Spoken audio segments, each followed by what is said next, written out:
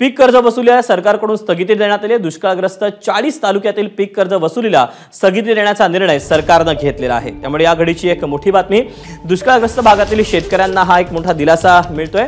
पीक कर्ज वसुलीला सरकारकडून स्थगिती देण्यात आली आहे।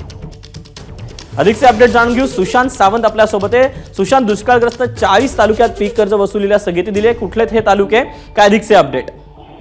दीपक, आपण जर बघितलं असेल तर आगामी लोकसभा निवडणुकीच्या पार्श्वभूमीवर कुठेतरी सरकारकडून आता शेतकऱ्यांना दिलासा देण्याचा हा प्रयत्न आहे।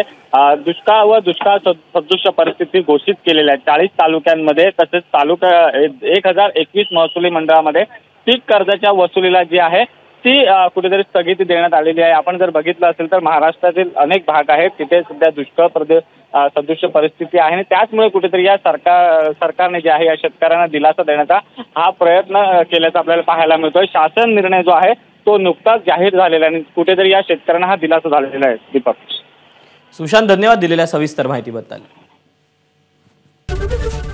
एबीपी माझा, उघडा डोळे बघा नीट।